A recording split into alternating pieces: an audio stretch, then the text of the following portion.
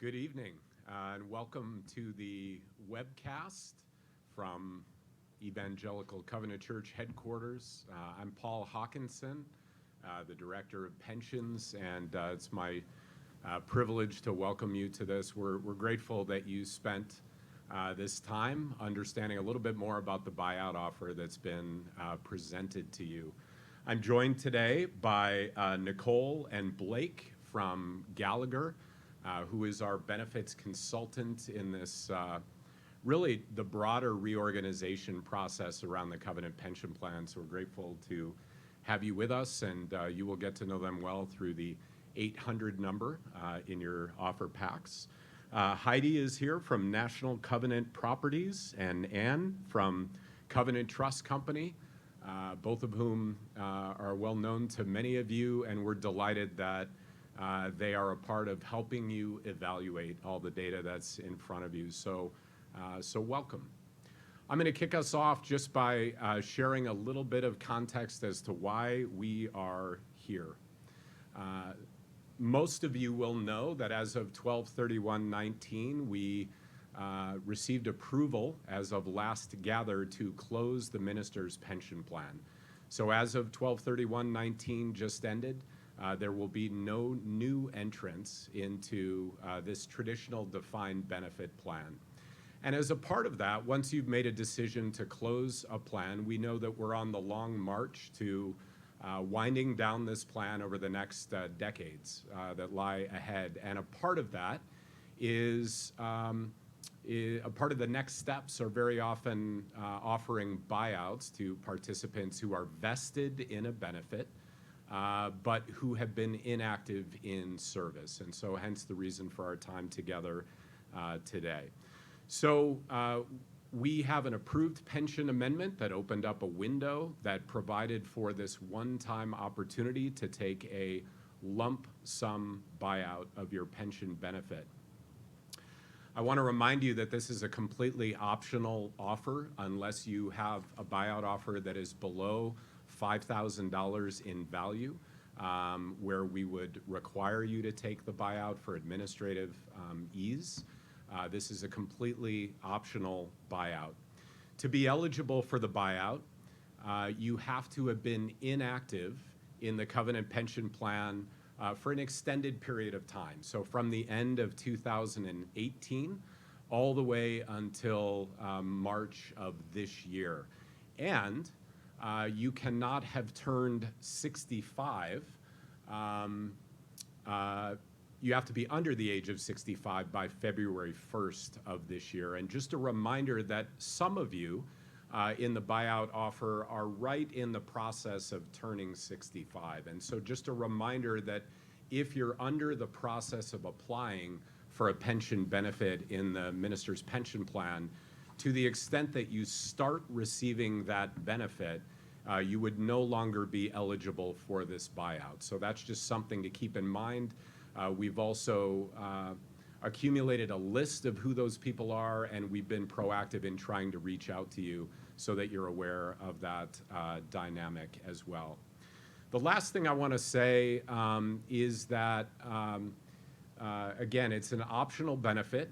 If you take a buyout offer, and we'll be giving you a lot of information today to hopefully help you evaluate that, then you would also be relinquishing future access to the Covenant Pension Plan, so that if you come back into Covenant service, you would no longer be eligible to accrue future benefits in this plan.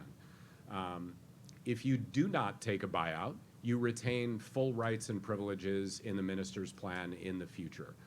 So again, it's at your option. We want to encourage you to do what is best in your own situation, and we want to support you in the evaluation of the data that's before you. And so there are 4 places that you can go for help. One is the 800 number that's been provided by Gallagher. So if you have questions specific to the mechanics of the buyout or any other questions, that's a wonderful place to go. You can always reach out to the Covenant Benefits team, our team as well. And we have representatives here in the room, Christina and Frederick, in addition to me. And then we're also delighted that we have a lot of deep expertise in our affiliates. And so delighted to have Anne from Covenant Trust Company and Heidi from National Covenant Properties. And so I wanted to hand it over to them just for a minute to talk about how they can support you in this process as well. Anne. Well, hello, friends. I'm glad to be here and talking with you. We recognize at Covenant Trust, we recognize that this is a big decision. This may be one that you've never even seen how to make before, and we want to be supportive of you as you make that decision.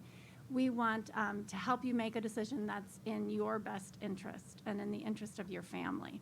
So we have a team of our representatives across the country, and they are ready to meet with you when you're ready to talk. So please go to our website, covenanttrust.com, or call the 800 number that's there on the screen. And please let us know how we can help you. Let us know if you'd rather have a phone conversation, if you want to sit across the kitchen table, if you want to do this by Skype. Our team will be ready to have that conversation. Again, go to the website, find the representative in your area, or call us and we'll tell you and we'll get you in touch. And we'll have that important conversation. Thanks. Hello, I'm Heidi with National Covenant Properties. We also are ready to help you in whatever way possible. We offer IRAs that are ready to accept your pension rollover should you choose to do that. So we have an 800 number on the screen. We don't have as many staff as CTC, so we don't have the readiness to meet you at your leisure, at your place. But we love to talk on the phone or write you emails. So the contact information is on the screen. Give us a call whenever you need, and we're here to answer your questions as they arise. All right, thanks. All right, this is Nicole. I'm from Gallagher. First thing that I wanted to talk about is we get a lot of questions as to why plan sponsors are offering buyouts such as this. They're very popular. So the first reason is because participants have been asking for them. A lot of participants want to gain control of their assets and be able to invest them in any way that they like. So this offers an option. Again, as Paul mentioned, it's optional. So it's just another tool in your quiver, so to speak, if it's something that is of interest to you. And so it's really important that you think about those options and pick the one that's the right one for you. There are benefits to the Evangelical Covenant Church as well. In account-based plans, there's more efficient benefit delivery. So it is less expensive to provide benefits in an account-based situation rather than in a pension situation. So those fees are less in that situation. And also the resources that are needed to administer the plan. So just a couple of things of why it's good for you and why it can be good for Evangelical Covenant Church, again, if it's the right thing for you. I'm Blake from Gallagher. If you've called into our call center, I'm sure you might recognize my voice here, but I'll go through just some of the payment options that you have available through this window. So the first of the options, as we've mentioned, you're going to hear a lot about this, is the lump sum option. So through this window, you'll have the opportunity to take the lump sum of your pension benefit, roll it into a qualified retirement account if you'd like, or take that payment as cash. That allows you to remove your benefit from the plan and put it elsewhere if that fits best into your financial situation. You also have the opportunity for a monthly annuity later. That's available at age 62 or 65 if you have 5 years of service with the plan. We also get a lot of questions about how the lump sum is calculated. So the first thing is that it's based on your accrued benefit. So every year your church contributed a percentage of pay of your compensation. It wasn't your compensation, but it was an extra amount of money that was contributed into the plan. And based on the compensation that those contributions were based on, a percentage of that goes into the calculation of your accrued benefit. That benefit is defined at age 65. So your full benefit based on those contributions that went in is available to you beginning at 65. As Blake mentioned, you can get it early as 62, but the full benefit's available at 65. The second factor that goes into the calculation of the lump sum is how old you are.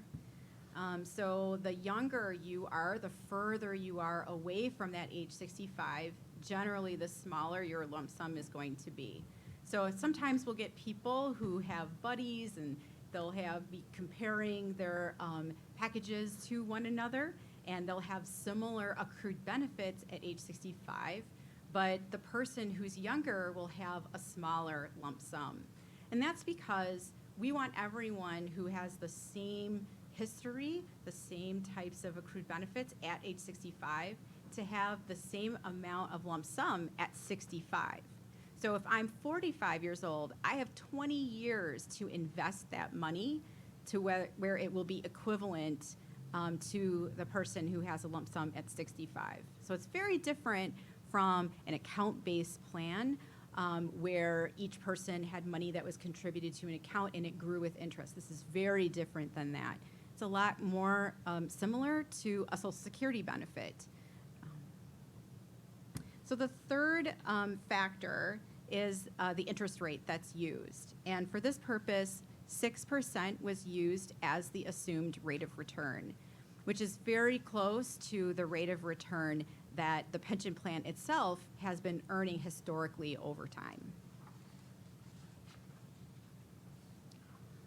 One of the most common questions I get, and I've received up to this point especially, is when do they take my money for taxes? And really the answer to that, if you go the route of rolling your money into an IRA, a qualified retirement account that you have, at the moment that is tax deferred, you are not going to get taxed on that money until down the road when you start taking those distributions. They'll be taxed as you take those.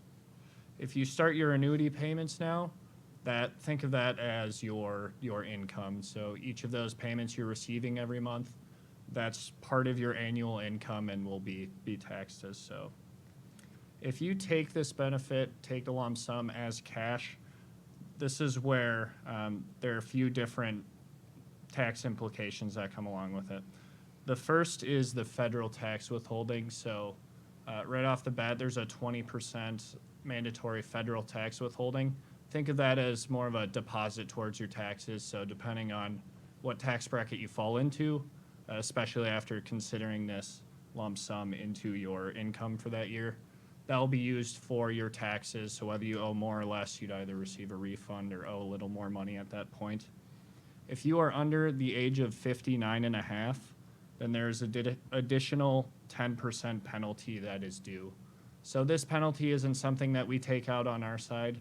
This is something that at the income tax time, you would then owe that additional 10%. So it's something you would have to put aside and have prepared for when you file your taxes at the end of the year. If there are any mandatory state withholdings, Illinois doesn't have any, but some states do require a certain amount withheld. It just varies on where you live as well.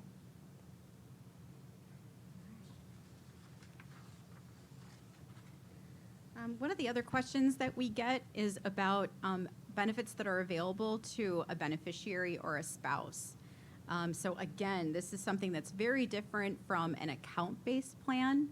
If you have money in a 403B plan or a 401k or an IRA and you pass away, the money that's in that account will be available to, whomever you decide is the beneficiary or whoever the heirs are to your estate. But in a pension plan, it's very different. So if you take an annuity, if you decide to wait and take an annuity, then only a spouse, a qualified spouse, can receive a portion of that benefit. In this plan, they would be eligible for 65% of the benefit. So if you had a $100 benefit at age 65, and you passed away prior to that date, your spouse would get $65 per month starting at the date that you would have been 65. If you take the lump sum, then whatever you are holding in the account. So if you take your lump sum and you put it into your qualified retirement account or whatever account you put it in, as long as you don't spend that money, then that money will be available just like an account-based plan where it's available to whomever you choose.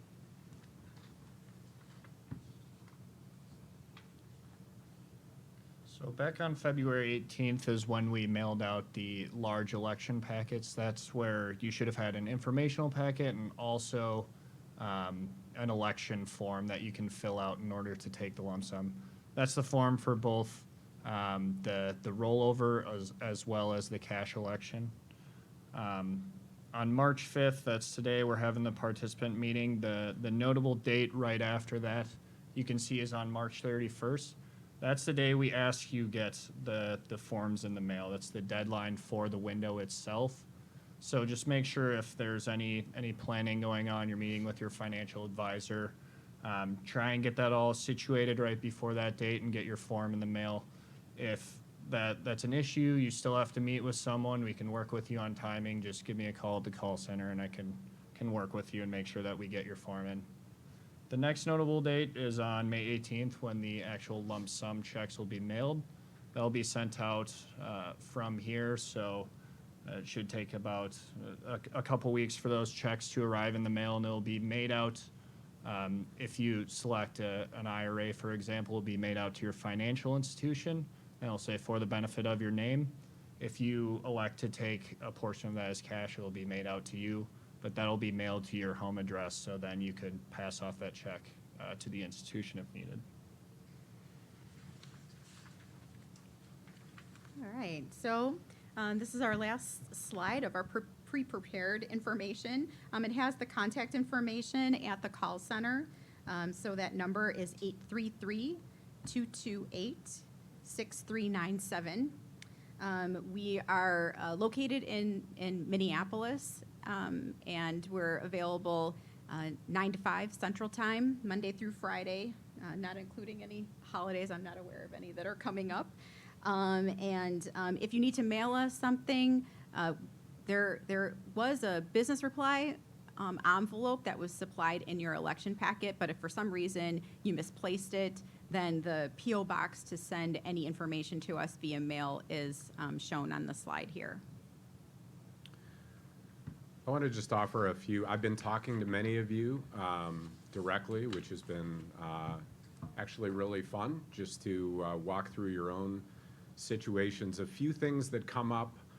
I mentioned at the start, if you take the buyout, that you relinquish future access to the Covenant Pension Plan if you come back into service. However, it doesn't change the church's requirement to save 12.5% for your retirement in the future. It's simply that would be directed at that time into the Guidestone 403b9 plan, so a different form of plan. Secondly, you'll notice in the offer packets that Nicole and Blake put together that it shows your annuity at full retirement age, and then it actually shows the annuity amount at a later age. I can't remember if it's 60, 67 or 70. I think so. And you'll notice, curiously, that they're the same numbers. And that's because in the minister's plan, there is no benefit to waiting to receive your benefit after the age of 65. And so make sure that as you approach 65, you're applying on a timely basis to access the benefit. And if you are still active at age 65 and you begin receiving your pension benefit, make sure that you also know that you also have to enroll with Guidestone. There are no further contributions that are accepted into this plan after the age of 65 based on our plan reorganization. The last thing I want to say, and then we'll open it up for any questions that you or the group might have. I've had a fair number of questions on the status of the funding of the minister's pension plan, especially in some of the interesting market days that we've had in the last week or so. And here's what I want to say about that, which is very consistent with what you've heard from us in the past. As of 12/31/19, and even today, we expect that the plan is 100% funded. It's 100% funded based on assumptions that we've made in our church plan, which we believe are really fair and good assumptions. So we get to spend a lot of time, and Nicole, maybe you could comment on this as well. We get to spend a lot of time with other denominations. And so the two key assumptions that we need to make are, A, how much will the plan return over time? And B, what are the mortality expectations of the participants that we serve? And I just want you to hear from me that on both of those measures, we feel very good about our assumptions long term. And in fact, we have begun to de-risk our portfolio over the last few years as we've worked through some of the changes in the plan. So the plan is well funded. Much of this process, as well as the other options that we're entering into for other participants, is an attempt to be proactive so that we can make good on 100% of the future commitments that we have to participants. So there is always risk in defined benefit plans, but we feel very good about the place in which we're at today within our plan. Any comments on our assumptions? Yeah, no, I'd love to comment on that. So I'm an actuary working at Gallagher, and I work with many plans. I work with other church plans. I work with many non-church plans as well. And I'm really impressed by the governance and the attention and the responsibility that's been taken for this plan. If I compare where this plan is versus other church plans versus public plans and non-church private plans, this plan is in really good shape. So the average corporate plan in America is about 80% funded. And this plan being fully funded is really incredible. I don't have data on sort of like the average church plan across America, but anecdotally from the plans that I've worked with, this plan is in much better shape and is invested, as Paul mentioned, in less riskier assets, which is a really good thing for plan participants because that money, it's in plan participants' best interest for that money to be safe. So it's wonderful. Christina, any questions emerging from the group? One question we have is, if I leave the funds and it goes to an annuity, what are the annual fees? Nicole mentioned a difference between annual fees in the buyout versus the annuity. Can you repeat that question one more time? If I leave the funds and it goes to an annuity, what are the annual fees? If I leave the fund, so I think what they're saying is, if I don't take the buyout and I decide that I want to just keep my money in the plan and then take my annuity later out of the plan, for plan participants, there are no fees. There's no cost to any of the participants for them to participate in this plan. I think that question emerged from the opening comments. One of the reasons that we would go through a round of buyouts is that now that we've closed the minister's plan, we know that sometime in the far distant future, there'll be 0 participants, right? There are no new participants that are being added. So when we reference fees, we're just saying that administratively over time, when we have opportunities to kind of reduce our costs by less administrative burden, we look for opportunities to do that, whether buyout rounds now or in the future. But none of that is a direct implication for a fee for a participant. Yeah.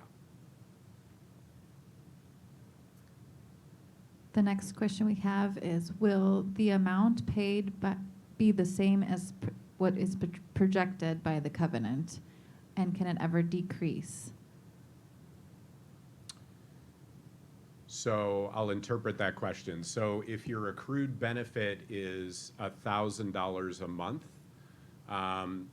your buyout offer is based on that accrued benefit. If you don't take the buyout offer and you wait for your annuity to kick in, your accrued benefit to kick in at age 65. That would be when you can first take it as a full benefit. Then there are only two ways in which that benefit could change. On the upside, the Board of Pensions could decide in the future that there's going to be a benefit increase across the board. I will tell you that has not, while we would love to do that, we've been focused on a core commitment to making sure that we make good on 100% of our commitments going forward. And every time we give even a 3 or 4% increase, it raises the plan liability often by $5 or $7 million because you're committing to that increase for a long time to come.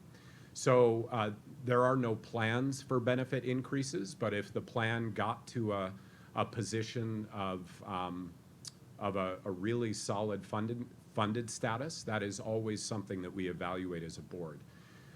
The downside would be if something happened fundamentally to the plan, and that gets back to my commentary that we believe our assumptions are sound. We know we're in a good funded position today, and in fact, we've tried to move into this reorganization from a position of strength, not in a reactive way. And so, we think this is another way to be responsive to that. Many of you have benefits that are relatively modest from time served long ago in the covenant. You're working in another ministry setting or another non-ministry setting, and it might be a wonderful option for you to be able to just clean up the logistics and move this to where you're serving.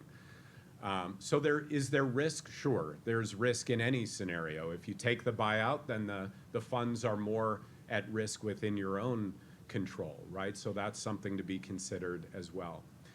Let me just say this on that question too. A few of the levers that are important to think about. If your family has a history of longevity well into their 90s, it would be very hard for you to replicate the value that you could get from a defined benefit plan, right? It's going to be very difficult for you to take a lump sum buyout if you live to 105 and replicate the kind of benefit that the DB plan could provide. So that's just one thing to consider.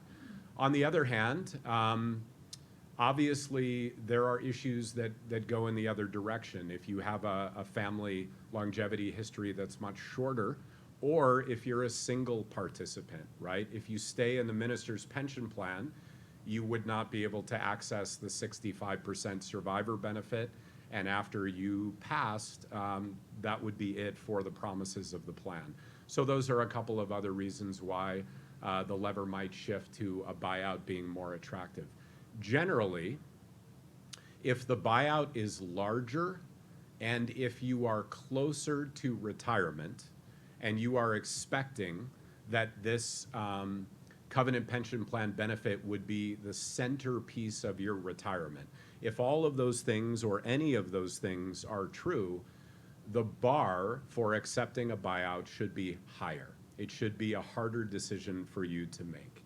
If you are younger with a longer term horizon, or this is not the centerpiece of your retirement, or it's a smaller dollar amount, then I think generally it's an easier decision to evaluate a buyout. So there is no rubber stamp answer. It's an art. It relates to the specific circumstances of your own situation, your planning, your family status, your goals. And that's part of the reason we're really excited to have Ann and Heidi alongside, because in addition to our team and the Gallagher team, we've got a lot of great resource internally to help in that process.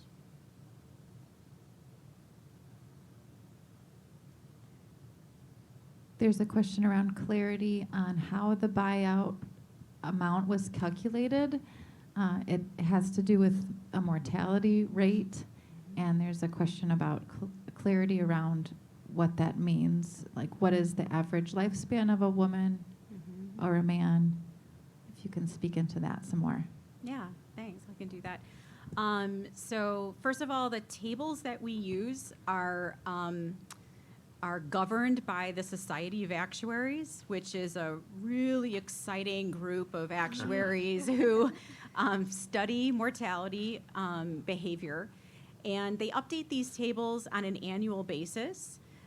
So the first thing they do is they look at how long people are living today. So they gather cohorts of different types of people. So the table that we used is for generally healthy annuitants, right? People who are in the workforce and have access to money. That's very different from other, broader cohorts within the United States. Then they look at future mortality. So they know that just because people are living till X today doesn't mean that that's what's going to happen in the future. So the tables that we use have what's called generational mortality improvement built into them. So what they say is, okay, next year there's going to be some improvements due to these medical advances or for whatever reason, and we want you to include those types of improvements in your lump sum calculations today so people don't miss out on those. So in terms of what that means for longevity, if you want to try to turn that into something real, women are still living longer than men, although now that women have entered the workforce and are living more stressful lives, it's actually coming down for women over time. And so for men, it's usually, I think it's right now, and it changes based on how long you are living. So if you're 65 today, I think 82 is the average sort of life expectancy for a male, and between 85 and 86 is the average life expectancy for a female. But obviously, the older you get, the more you've sort of beat the odds, and so those ages extend out for you.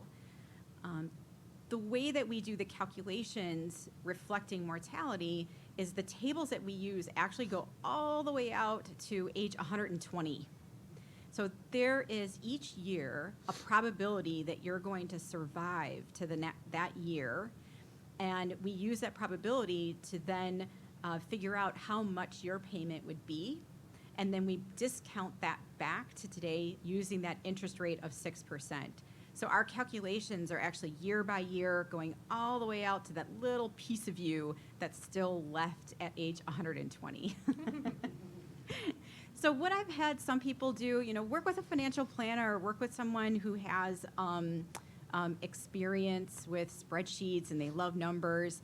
But I've had people who have said, okay, let's say I take this buyout amount, and let's say I'm 45 years old. So first I'm going to put it in this account and I'm not going to touch it, and it's going to increase with interest at 6% every year all the way till 65.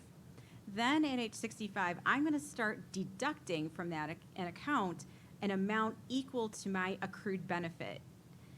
And then the remainder from that year that I have left over, that's going to increase with interest for another year. And I'm going to keep doing that. And if you build a spreadsheet that does that, you will run out of money at roughly your life expectancy that was used in the calculation. Yeah, it's we've talked a lot If you love numbers. We've talked a lot about this, and while the math sounds complicated, there's so many of us that would be able to sit down with you and run that analysis. And it is very interesting. I used to think that the mortality tables kind of went to the cliff and then everyone passes and they fall off, and that's not actually how they work. They assume that some infinitesimal percentage of people will live to 121, or all of us at some very small percentage. So it might surprise you that in the overall pension plan, our last projected pension payment is in the year 2102. Think about that. It's 82 years away. And that's because it is some participant living for an extended period of time. But I think Nicole's advice is exactly right. If you can really play around with the math and your own assumptions, both on return as well as mortality, and really get a sense for the pros and cons of kind of taking the offer and the risk in which you'd invest those assets. And we have lots of people who can help you think through that process. Anne or Heidi, any commentary on that? No, I was just reminded of our one client that we have that's 110. Yeah. Yeah.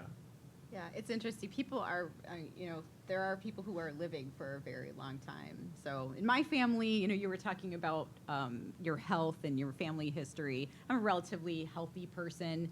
My father's side of the family is Portuguese, and all of them in their 50s either passed away, unfortunately, from heart-related issues, or maybe they caught it and they're all on heart medication. All of them are on like some sort of blood pressure medication or something like that. My mother's side of the family is Polish, and they seem to live forever. They don't have to exercise; they can eat whatever they want, and they seem to live. So I don't know. I'm a puzzle. I'm not sure what's going to happen. A kind of clerical question of how the form can be sent in. Do you need an original mailed, or can it be scanned and emailed or faxed? Yeah, we have some participants that'll scan and email, and Blake, you can talk to this. Yeah, so we always want an original copy if you can send that in. But in the case of it's the 31st, you're worried it's not going to get in, put it in the mail, and worried it's going to get lost. One thing you can do is that fax number we did provide. We do take it.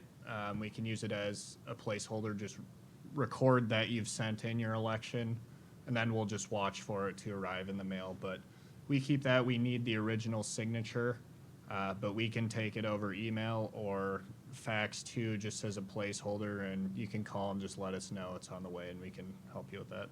Yeah. We also advise that you either take a picture of your completed election form with your phone, or make a copy of it, because if you mail it in and it gets lost, and later on, you're like, where's my check? And you call in, that'll serve as proof that you actually did fill it out on time, but it was just some sort of mail issue. We'd ask that you let us know if you choose not to take the offer. It's helpful to call and let us know as well. Is there space on the form to indicate that you're not taking the offer? No, so that would be a deferral. You just call us, let us know that you want to just wait till a later date to take your benefit. And if that's the case, that's a simple call. Just reach out, and in 30 seconds we can just record in our call center that you'd like to keep your benefit the same. Just base decision. If you weren't to reach out, that is what would happen going forward. Yeah, the default option would be to defer, but we like to be able to keep track, make sure that we've gotten in contact with everyone. So if that is the case for you, just make sure you reach out and we can record that for you. Yeah, and if you do defer, like we showed on the page that has the options, the annuity will always be available to you. But we have had some people ask, will there be another lump sum buyout? Is this the only time? And maybe, Paul, you can speak to that. Yeah, so this is the first buyout window. Usually buyout windows are not opened until a plan is closed. The only way that another buyout window would be opened is for the Board of Pensions and Benefits to authorize that.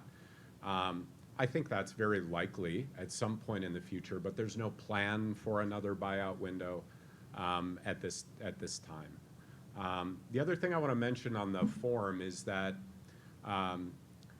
we've structured this buyout in a little bit of a different way, in that it is targeted to people who have been inactive for an extended period of time. And so obviously in covenant service, there are people coming in and out of active service in the plan frequently. So please, and we've had a number of calls from people who turn out are ineligible for the buyout because they're back in an active service.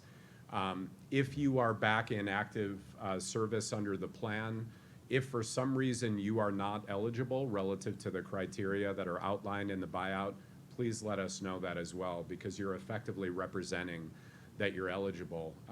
The list was generated from participants who are not attached to a church currently and yet have attained vested status. So it probably means that your church is not properly enrolled in the plan. And again, we think we've caught most of those circumstances, but if for some reason you are not eligible based on the criteria, please let us know that as well. Do mail in documents need to be notarized, or how do you verify we are who we are? Yeah, so the form, what it's going to ask you is for your signature, the last four of your social, the date that you signed, your election, and then on the back as well, if you're currently married, your spouse will have to sign that in front of a notary. Only for the spouse? Yes, only for the spouse, but for you as the participant, you just need to make sure you fill out the front side of the form with all the information that's required on there. You'll also have to represent if there is a quadro or some separation agreement. We've had a few questions. The way that the pension system works is that you are the technical participant, and so the benefit has not been adjusted for any agreement that might be in place. And so whether we have a copy or you do, that is a calculation that we would need to do with you. And if that takes a little bit of extra time for us to be able to do that, we have the flexibility to be able to work on that with you as well. Anything else? Anything else from our esteemed panel? Any other comments? I would like to make a comment, and I appreciate when Paul said that this decision is really an art and needs to be it needs to be right for your particular situation. There are two people with similar ages and pension benefits that could make two different decisions, and they're both right, or they're each right for their specific situation. And so that's why it's so important to think this through and have a conversation with somebody who can ask some prompting questions to talk about what does retirement look like for you? What income streams do you have? Are you expecting Social Security? Is your spouse expecting Social Security? Are there lump sums anywhere? Because the ideal situation would be to have an income stream and a lump sum. So we definitely want to talk about your particular situation and how you want to live in retirement, how you want to fund retirement. And so that's why I just encourage you to reach out to all of us and have a targeted, focused conversation on you and what makes sense for you.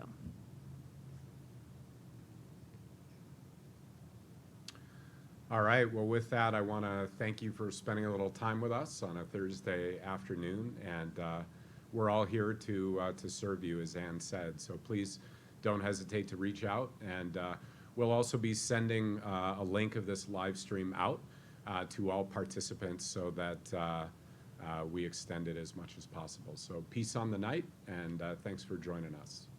Thank you.